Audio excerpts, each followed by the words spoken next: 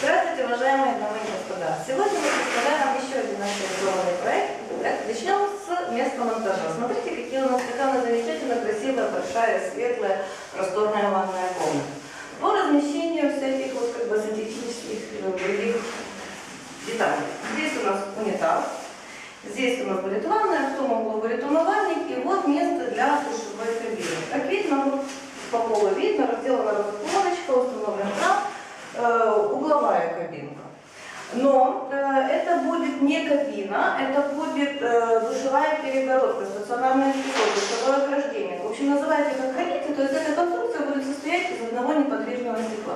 Мы уже у нас на сайте показывали реализованный проект стационарной перегородки, там было крепление по потолок.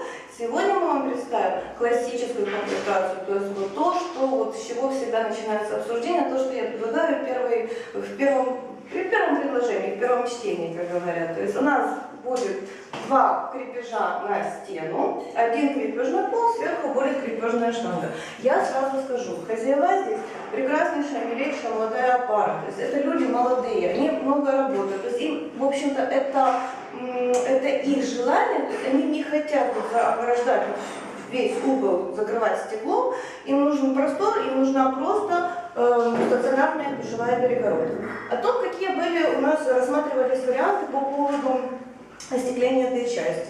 Ну, скажу сразу, эта семья, она изначально видела себе просто перегородку. Им нужно минимум фурнитуры, максимум стекла, и как-то они себе представляли именно душевую перегородку, просто неподвижное стекло.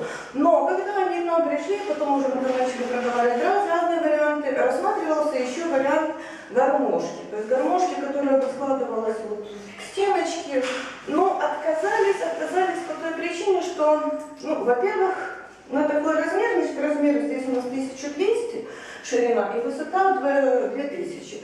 Значит, на такой размер можно было бы изготовить гармошку, но гармошка была бы изготовлена из стекла 6 мм, она имела бы 3 петли крепления на стену и 2 петли стекло, которые, в общем-то, складывают эту гармошечку. Плюс 2 ручечки, то есть вы видели тоже такую гармошку у нас и в проекте, и фотографии наверняка видели у нас на сайте.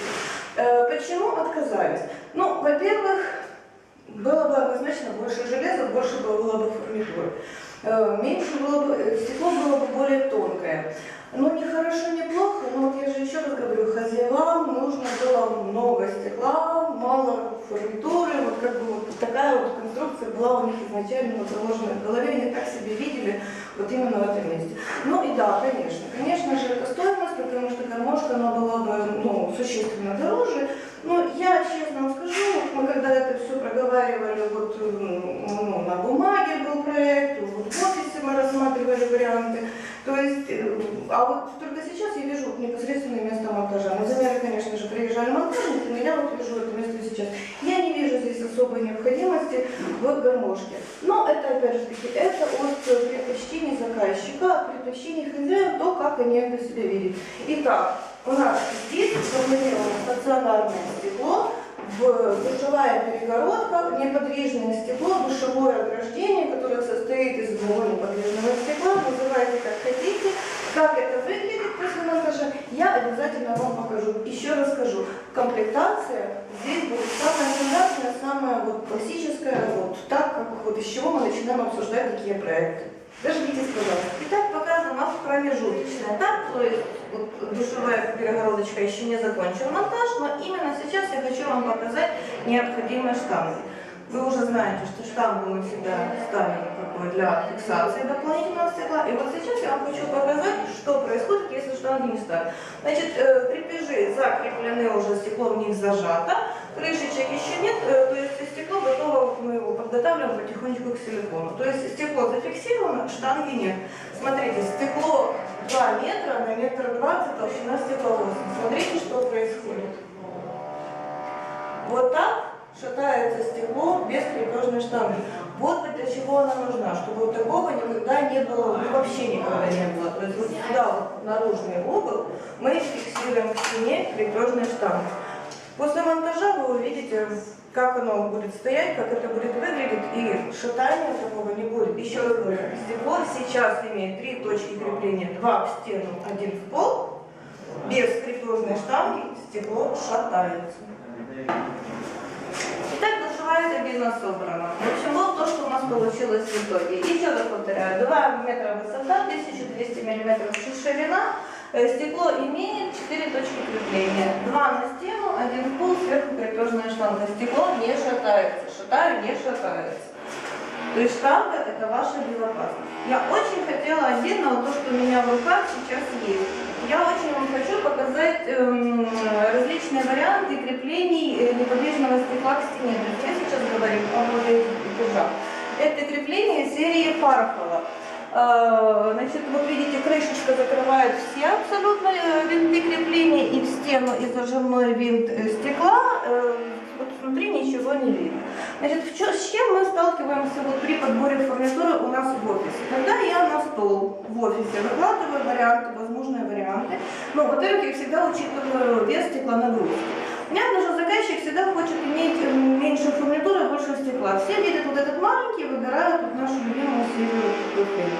Учтите, стекло тяжелый материал. Посмотрите, как смотрится на таком размере стекла. Вот этот не самый, это средний получается по габаритам крепеж. Он небольшой и не маленький. Самый большой это вот серия Пантера. Это самый мощный для больших, для толстых стекол.